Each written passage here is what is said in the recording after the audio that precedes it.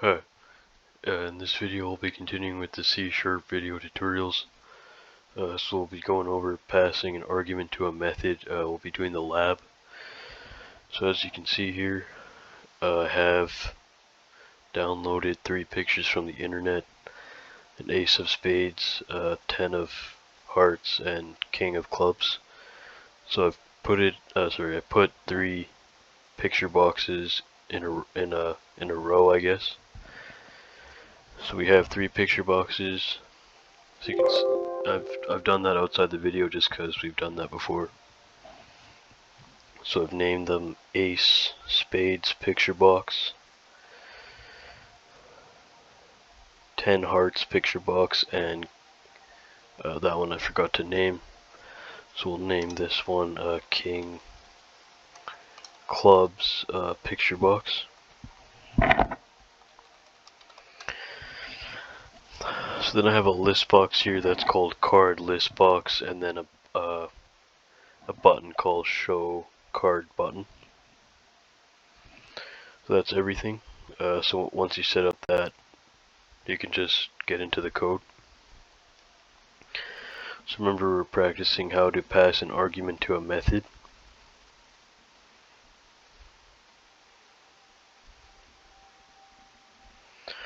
So now we'll do the code. I don't think we need to put anything on top of each other.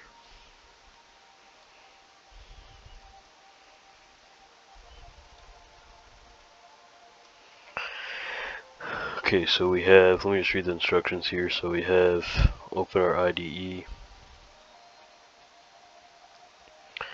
Okay, so this is supposed to be set up as a sample program.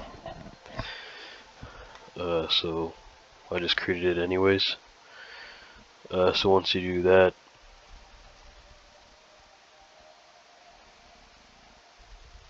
we'll have a show card method. We can use a switch. Okay, so we could just skip all these instructions. So let's just get back. Let's just go to the code then. So we'll have a method called private void show card, which takes a string card. So I'll put that in the class below the constructor.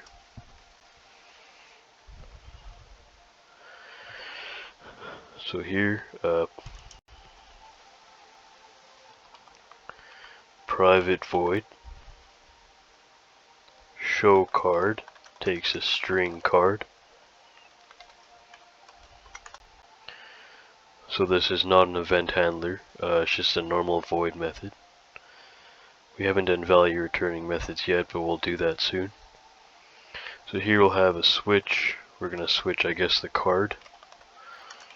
I don't use switches too much. I'd rather use an if or an else, but like you could say if card equals ace of spades, then show ace of spades, but you can do it with a switch too. Sometimes you may see them, so it's good practice to do it. So case, all in all, though I don't use it that much, so I'm not like, I'd rather go if and else instead of writing all these if it's on the fly, so I usually just skip switches. You may kind of find that theme with yourself or other people.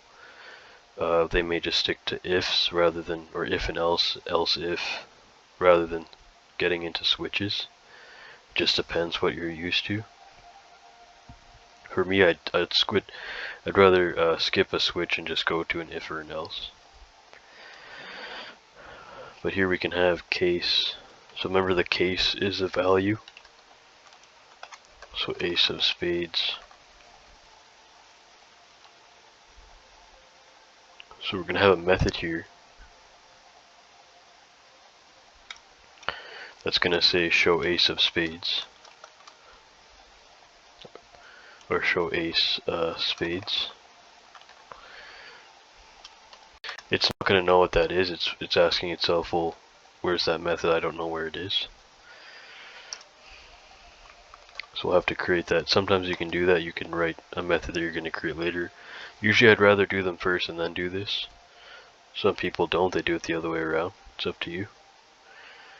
You may have seen in my coding tutorials themselves where I'll like stop the code here and go to the actual method, then I'll come back and to this spot. I think that helps me learn better. You can do that too. You can pause it here if you want. Set like a comment, go code this method, and then come back here if you want. It's up to you. I won't do that just because it's not on the fly. I'm copying this out. So here then we'll have case 10 of hearts.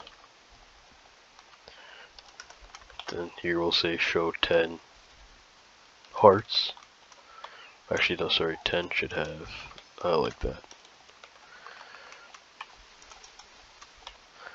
So show 10 hearts and then break. Then we'll have the last one, case king of clubs.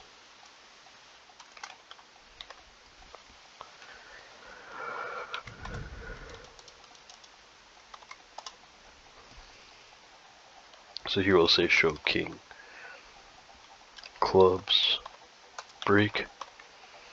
That's pretty much it. So under that we'll have another method, so private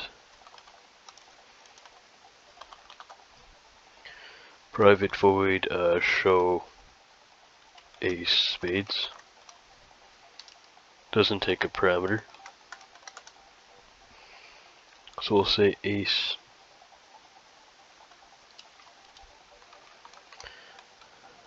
spades picture box. You can see that coming up on the IntelliSense. Probably maybe not on my screen, but on yours if you're typing this along with your own IDE. So ace spades picture box dot visible points to true, and we're going to set the rest of the picture boxes here to false. So 10 hearts picture box dot visible points to false, and then we'll set the other one king clubs picture box dot visible points to false. So remember, picture boxes have a visible property that you can access like this. We've gone over all that in the past, so if you're confused about that, don't worry about it, or you can go back and see start in the beginning of the C# playlist, and feel free to check out any other languages on the channel. Alright, so let's continue on with that.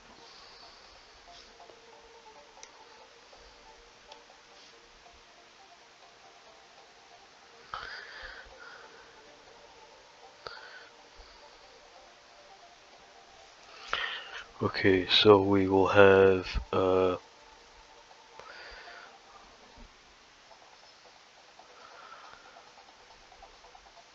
what we just did was show ace spades.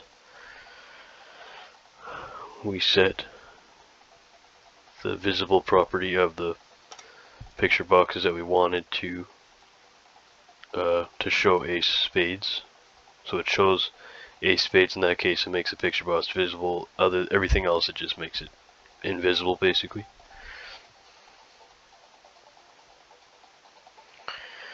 So do that 3 times, and that's going to be pretty much the actual code. So we'll have private void show 10 hearts.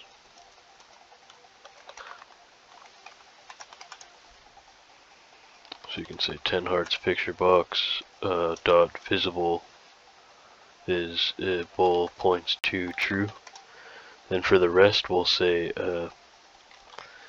ace spades picture box dot visible points to false, and the last one king clubs picture box dot visible we'll set it to false, or point it to false.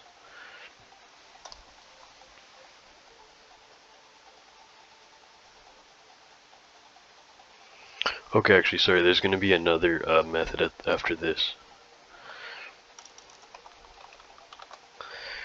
So private void show card.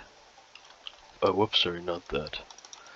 Private void show king clubs.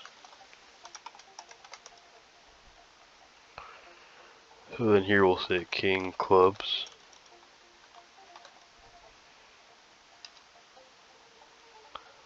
King clubs picture box dot visible points to true. Then obviously we'll just set the rest to false. So a spades picture box dot visible points to false, and then 10 hearts we'll set that to false too. So we're going to use a dot operator access the visible property.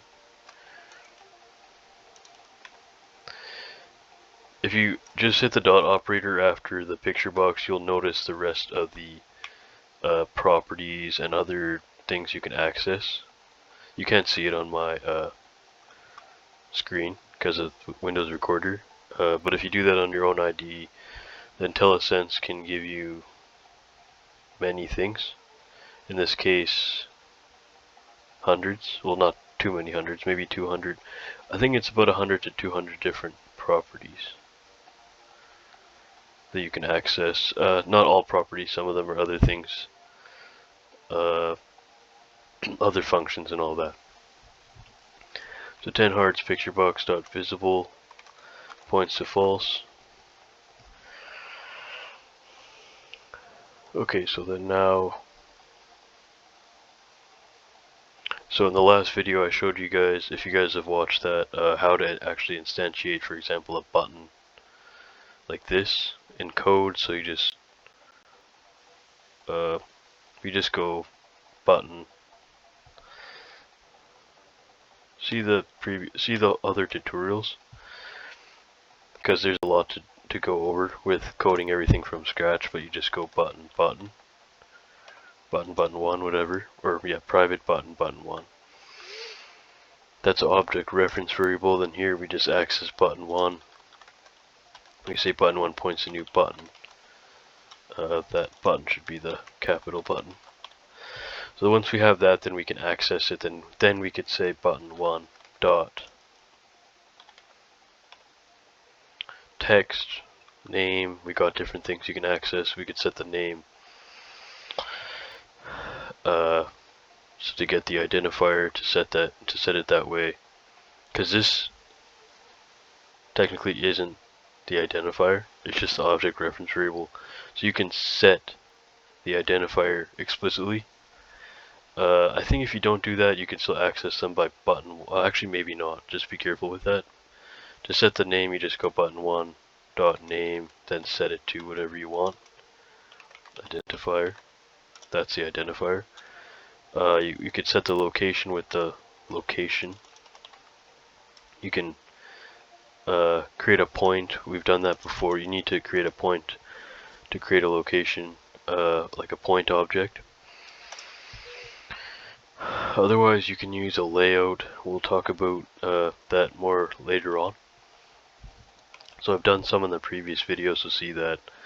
We'll also be doing a longer lab, a very long lab with a layout and all that. So once we have all that, then we can go here to, oh yeah, I kind of wanted to create that event handler.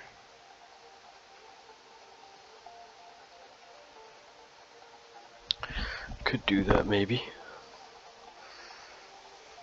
Let me just see what I have here on my notes. C#, okay, A4.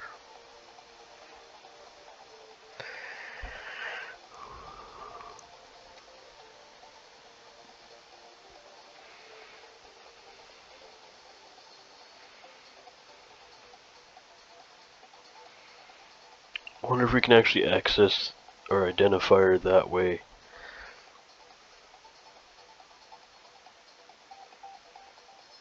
I'm not sure if we can do that, but well, I don't think we can. Someone's like, what the hell is this guy talking about again? He just goes off on his own. Apologize about that. So what I'm trying to do is access this identifier from the design window, but it's not exactly easy to do that. So I'm just seeing if we can. first if we could just access it. So let's just see if we can. If it would type show card button.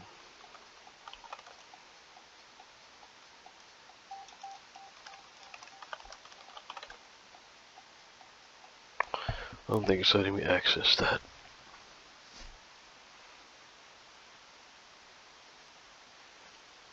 Nope. Show card button. Now if I try to access that, will it let me? I don't think it will. I'll actually have to code that and then set it up, which I don't want to do. Does that have to be maybe in a method or something? Let's just say show card button here. Oh, it is. We have access to it. Okay. We do. That's great, actually. Okay, then in this case we could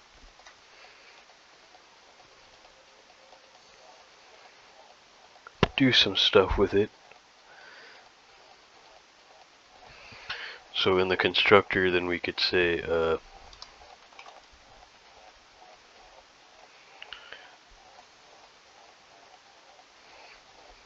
we can access that button then. So we can say, so we can create that event handler without clicking it. That's what I was trying to get at here. So we could go show card button dot click.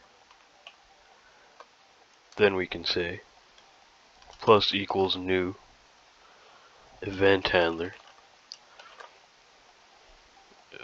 New event handler. Then we want to say, what are we going to call this? Show card button underscore click.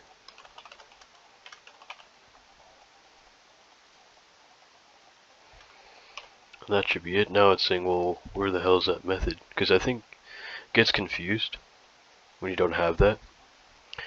So then here we can go below here. Then we can say private void show card button takes parameter object sender and then event args e. Is that wrong? Show card. I might actually not pick up on this, unfortunately.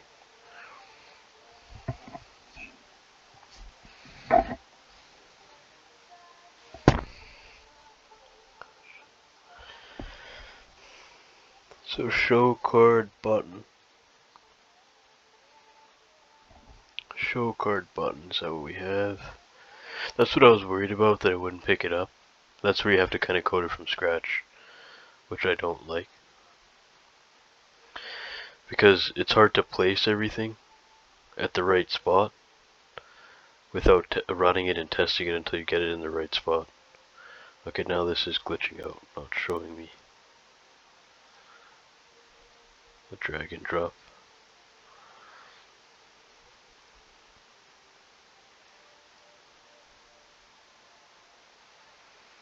Okay, it's glitching out, it's not showing me everything. So show card button dot click. It did work. It seemed like it did start to work, and then it kind of maybe I did something wrong here. Dot click.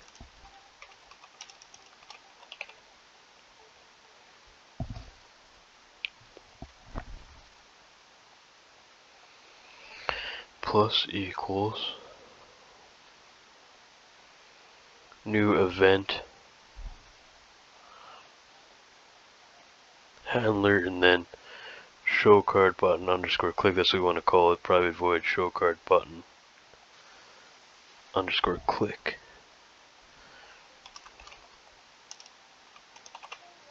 Is that gonna work? Okay, it might actually work here. Okay, you got something. I forgot the underscore click, so that was my bad. So then here we'll have Now we're actually coding this from scratch here. So that should work. That might actually work. You can also use a lambda instead of this thing. This thing's pretty easy though. This statement itself, I think it's easier than the lambda. The lambda gets confusing. It's a new it's a newer thing. It came out in one of the more recent versions of .NET. A lot of languages introduced the lambda. I think Java did it in Java 8? I might be wrong. It might be Java 8 where they introduced the lambda. Someone knows when it was introduced. I think it's 8 or 11, but I think it might be 8. But it's the same thing. We might use it, perhaps. Actually, I think we'll do a little example on it. I'll show you guys the difference between the lambda and not, but it makes it a little bit confusing. I just stick with this. The plus equals, so here you just call the button with the event that you want. For example, in this case, we want click. Then we say plus equals the new event handler. Then we pass in the method that we're gonna create, which we created. This isn't now an event handler, which is a method. Now that we have that, then we can go back to the code with the cards. It's a private void show card button. Underscore click takes parameter object sender, comma event args e. Then we can say here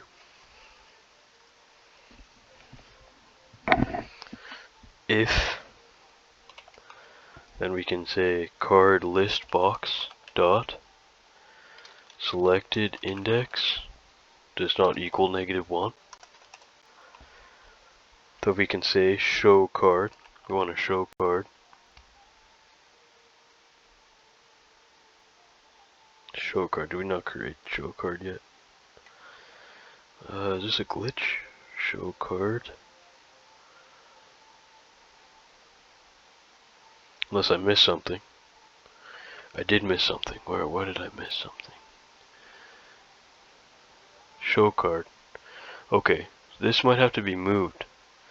Because it doesn't know what. I don't think it can access this right now. Show card.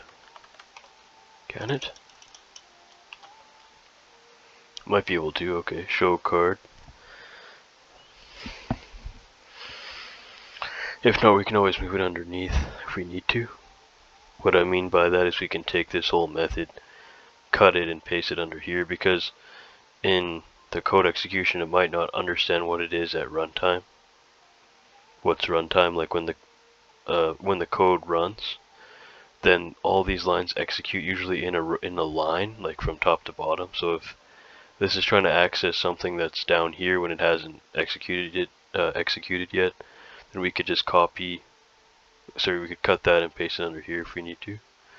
But for now, we'll just stick with that. So here we have show card.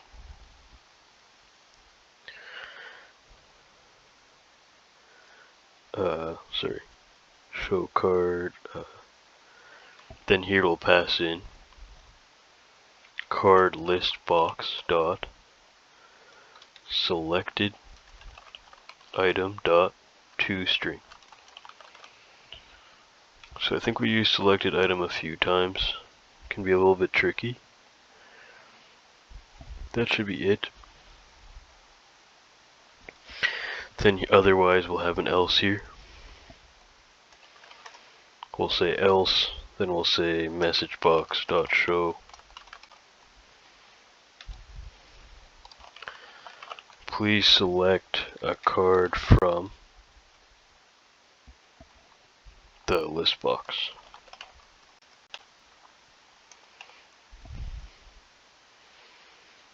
Alright, so that should be it. So let me just try running this.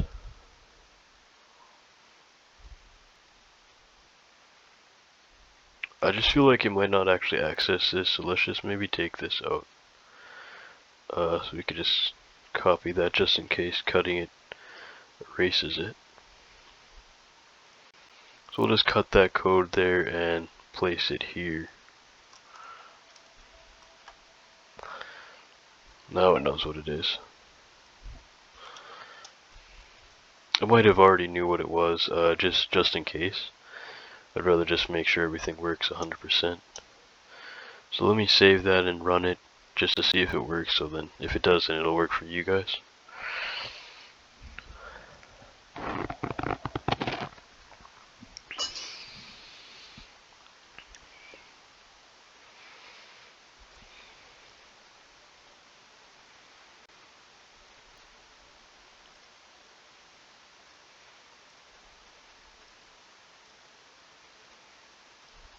Was I supposed to...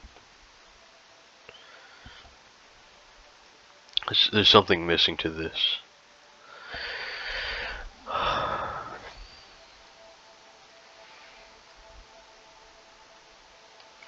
think I was supposed to click some...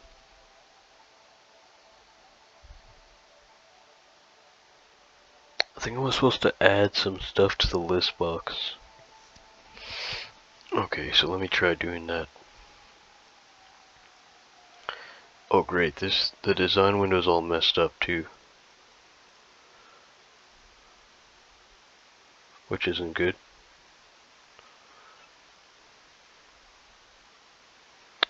Could I do that here?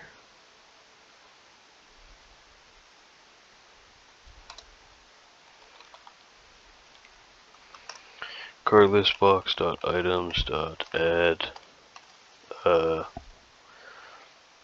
Try going with this, ace of spades. Card list box dot items dot add. Then we'll go with 10 of hearts.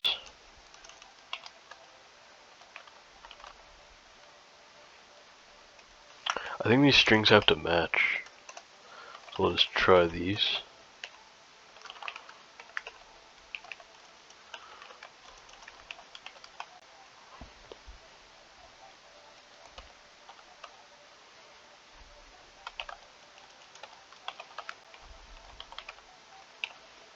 Okay, so let me just try that first. I think the strings have to match it a certain way, whether I capital that O or not.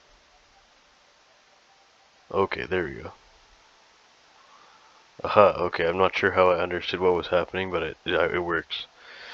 So all you have to do is do that, add this line.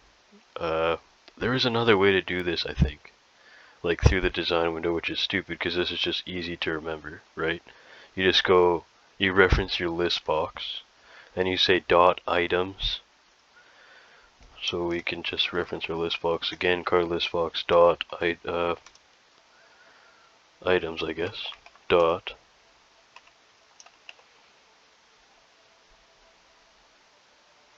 add to string count, clear your length, is read only, contains, insert, remove, add range, copy to. So we got a bunch of different stuff, maybe maybe double those.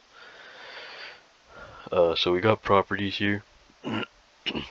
This is an easy one to remember. Somehow I remembered it. Card list box dot items dot add. We may have used this, I think. But anyways, that's just how you do it. So you just reference a list box, then dot, then items, then use a dot operator again. Add. We add the string that you want. What is there something else here? Okay, so I did it. Here. This is what's happening. So the switch is.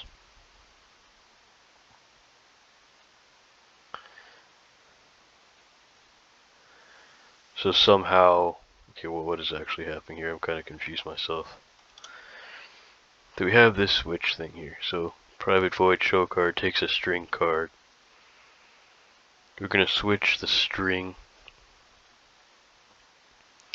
If the string is ace of spades, then show a spade. So in this case, when the list box, as you can see here, ace of spades is written in the same way here, ace of spades, that's the trick. I think if we had a lowercase o instead of an uppercase O here, that wouldn't have like triggered the exact string.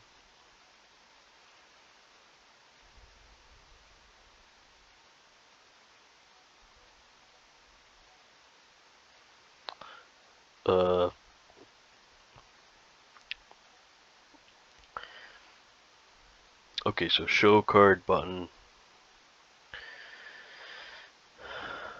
So private void show card button. So this is show card button underscore click. Okay, so this is referencing, so this event handler gets triggered when the button is clicked, right? The show card button is clicked. That's this one here. So when the show card button is clicked, the event's remember, an event handler waits and listens for an event to occur. So when the event occurs, then it responds to the event. So if the card list box, right? So our list box, there's 3 items in our list box since we added them. I think there is a way to do this through the through the drag and drop. I don't know how to do it that way. I just did it this way. But we can set our strings, whatever items in the list box. This way we're doing it through the constructor. So the constructor sets up the object. In this case, it sets up the form. So we added these 3 strings. Ace of spades. Okay, so ace of spades. So if the card list box dot selected index does not equal -1, which means that an item in the list box is being selected, then we'll call show card, and then we'll reference our list box, get the selected item, and pass that as a string. So that's where show card's coming in. So so it says we're taking a string card as a parameter. That's what we learned about in the notes, right? So it takes a string card. So then show card here, remember, we're taking an argument in the method call. We're saying that it takes a card list box dot selected item dot toString. So we go in our list box, we click something. In this case, pretend we click ace of spades. Then it takes that selected item, converts it to a string in C#, and passes that argument back to the method show card, which is this parameter. It's going to take that argument as a parameter and switch it. When it finds the string ace of spades, then it calls the method show ace spades. Then the method the code execution transfers to show ace spades. It sets the ace spades picture box visibility to true and everything else false. The rest happens for everything else. So that's what's happening. It's kind of confusing, but once you get it, it's easy. So once again, if I click ace of spades, which you can't see this, so you can do that on your own screen, and then click show card, the ace of spades will show up, everything else disappears. I'll click king of clubs, show card, king of clubs appears, 10 of hearts, show card, the 10 of hearts appears. So it's a cool example. Actually, I'll give it to them on this one. It's not too bad. It has some good logic here, which is kind of confusing.